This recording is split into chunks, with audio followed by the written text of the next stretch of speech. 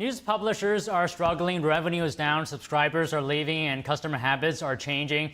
Adam Koehler has already helped digitally revolutionize one industry. In 2015, he sold the company he co-founded, Loop, for $108 million. Loop had already facilitated over $2 trillion in transactions. Now he wants to make it easier for you to access premium news content online, and we're delighted to have him here today along with co-founder and chief operating officer of technology firm Oracast, Ryan Deacon. Ryan and Adam have collaborated on projects for over 10 years now. So good to see you guys, Adam, Ryan. So how's it going? How has New York been these couple of days? Busy and hot. Busy. This isn't your first time right here. No.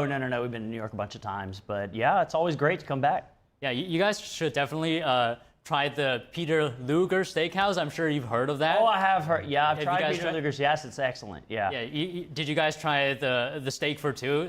It's very tender. No, last time I was here, I actually tried it. Yeah. Today we were on a pizza hunt. So we went on one of the apps and we looked up some recommendations, and there was 5 of them. And we found one, and it was excellent. Yeah. Yeah, we have a guy really into pizzas here. I'm sure you guys are going to be best friends if you had a conversation on pizza. There you go. But let's talk about your story here. Very moving, very inspirational. I mean, when I heard it, I just thought to myself, this is a real rags to riches story. I mean, it's incredible. So let's start from there on some of the projects that you guys are working on right now. Starting with you, Adam. I don't know about you guys, but hitting paywalls on interesting news stories, so frustrating, right? I mean, it's a real pain, and you're working on to remove that. How do you plan to solve that problem? Yeah, so sure. Paywalls, for some reason, this is the only industry I know about that actively scares away its customers. So it does all this work to drive you to the paper, and then just to tell you you're too poor to read the content, right? Some of these, subscriptions can be anywhere from $400 a year. The average person has 8.2 subscriptions. They spend between $1,100 and $1,400 a year. So there's a real thing called subscription fatigue. And it's really the younger people, because you got your Spotify, you got your Netflix, you got your Hulu, you got all these different subscriptions, and now you're asking me to get another subscription, and then that's when the subscription fatigue kicks in. So I've been trained by some of the hard paywall news sources to not come back. So I'll find them on social media. That's how I access news. I'll scroll through, I'll find something that's interesting, a headline, right? I click on it, I get there, paywall, I'm gone. Well, Peter, you just went on the record to say, or Adam rather, you went on record to say you're going to get rid of the paywall. Don't disappoint us, because we don't necessarily want to get rid of the paywall. We actually are on the paywall, so we want to be an alternative to the subscription. So there's a lot of people that do want the subscription, and we went and did a healthy amount of research. I would say a 100-page research article, or that we created. And yeah, there are people out there who still would rather prefer a subscription, but a lot of people want that micropayments option. Okay, let me talk to you for a moment, Ryan. You're working on technology and digital strategy behind content credits. Can you talk to us about that? What's going on there? Well, not to get too deep, however, every publisher is going to have a different setup, so a different website, different technologies that they're using. And I would say my role is to really help make that transition or integration smooth.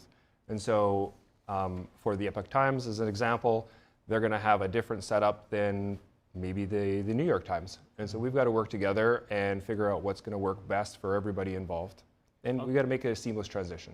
Well, me personally, I'm not very tech savvy. I mean, I can operate a computer, I can use my phone, but that's about it. How difficult or how easy is it going to be for a regular user, to adapt to this technology or this way of doing things, Adam? Yeah, so the idea is they pay us for a bundle of credits. And then as long as they're logged into their web browser, they can go to any of our partner websites. When that paywall pops up and they see that Buy with Content Credits button, they click that, paywall comes down. It's that easy. Okay, anything to add, Ryan? No, the key user is the end user. So if we make that process simple for them, then there's no reason for them to not purchase an article. Okay, well, sounds good.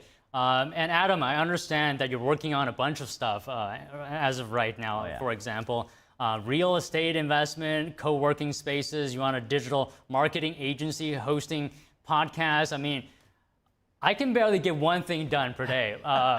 Can you just give us some of your strategies here? How do you do so much?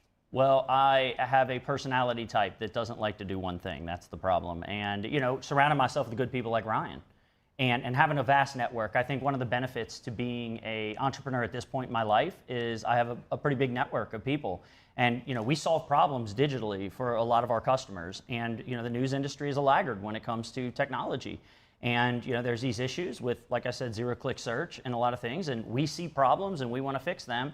And, you know, being able to monetize that 85% of traffic that's coming to a news website that just bounces. I always ask the question, I say, how do you monetize that traffic now? We don't. Well, here we are to help you do that.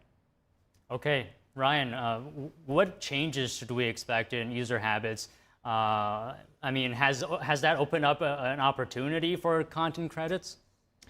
Well, I guess that's a loaded question, but user behavior is definitely changed because of the paywalls that now are integrated everywhere and zero-click search. So what we're trying to do is open up another revenue stream for these publishers, and I think that's going to make a big difference. Okay. Well, talk to you for a moment, Adam. As mentioned earlier, back in 2015, you sold Loop to Zillow for over $100 million. Can you talk to us about that journey? Yeah, I mean, I was just working in an ad agency, you know, and I'd, you know, making regular ad agency money, and I always wanted to be an entrepreneur, and I wasn't at that point. I was purchasing some real estate in my old neighborhood, and a buddy of mine, one of our co-founders, Matt Vorst, he came up to me and he said, hey, I know a guy who has an idea for a really cool software. Would you want to talk to him? And they were looking for someone, a graphic designer, who had some experience in real estate. And we met at a Panera Bread up by the University of Cincinnati's campus, and 18 months later, we had a working piece of software. And, you know, it was hard. Austin Allison was the one who came up with the idea, and he was out raising money, and we kept having to, you know, take deals, equity deals, and you know, we kept getting diluted. And then at one point, we went to a big conference, and one of the executives of a very large real estate company came by, and they had 80,000 agents. And once we signed up, well, agents do work with other agents, so it created this network effect. And I believe at one point before Zillow bought us, about 90% of all real estate agents in the country were at least signed up to use our software, and about $2 trillion worth of transactions had passed through that.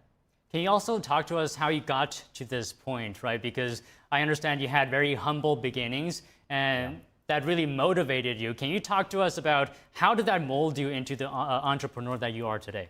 Well, exactly. We had very humble beginnings, and, you know, I just didn't want to be in that situation the rest of my life.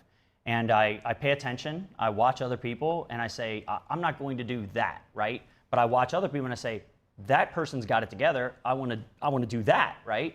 So just sticking with things, trying not to make mistakes, avoiding some of the common mistakes people that grow up in my type of situation end up falling into these traps.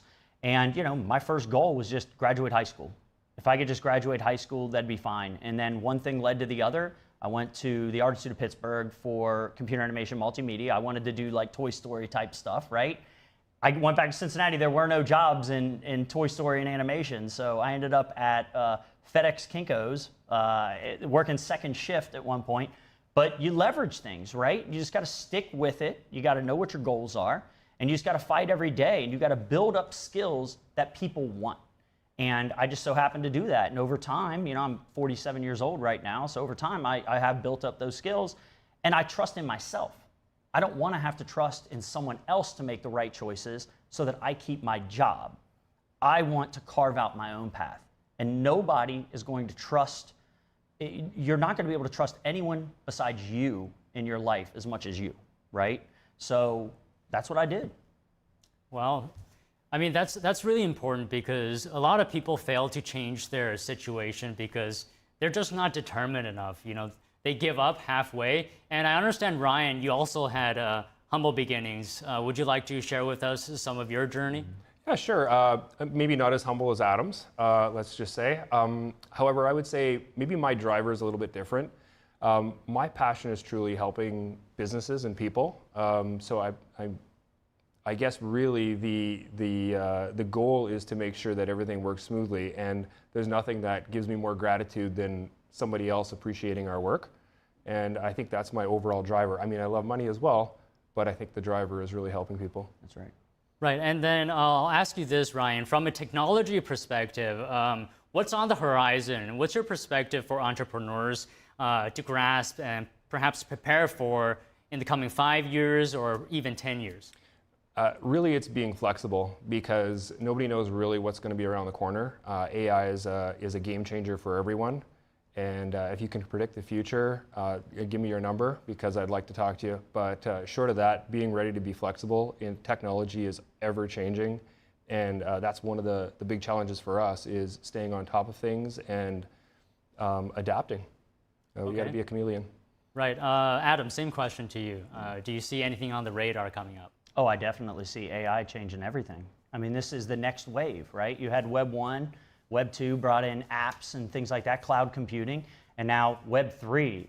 I mean, it's coming. You got blockchain technology, which is on the horizon. I think there's some applications that make sense for that, especially when it comes to security and trust. But then on top of that, AI. I mean, we talk about it all the time, but AI is going to change a lot of things. It's going to remove a lot of jobs, that administrative type work. But those jobs are going to change, right? That doesn't mean that these people aren't going to have work. It's just they're going to be expected to do more, because we know AI can do a lot of the heavy lifting.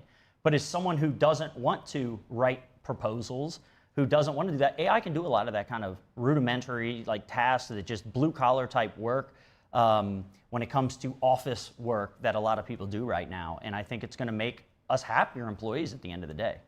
All right, we just got about a minute left, and I'll ask you guys one more question. Can you talk to us about the collaboration between you two that you've done? Because for 10 years, you've been partnered in certain aspects.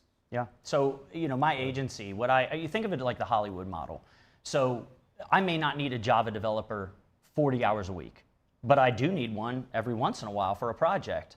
So the idea is you pull people into projects that you know are very skilled. And like I said before, at this point in my career, I just so happen to know a lot of people that are skilled at a lot of things. And Ryan owns his own agency. They have a specialty in what they do. And when projects come up for big clients that need very, very difficult technology situations solved for them, I bring a guy like Ryan in.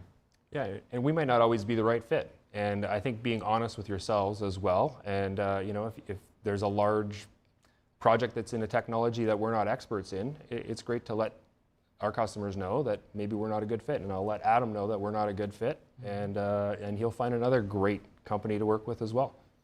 Well, it looks like to me you guys are collaborating very well. Thank you very much, gentlemen. I appreciate it. Thank you. Appreciate it.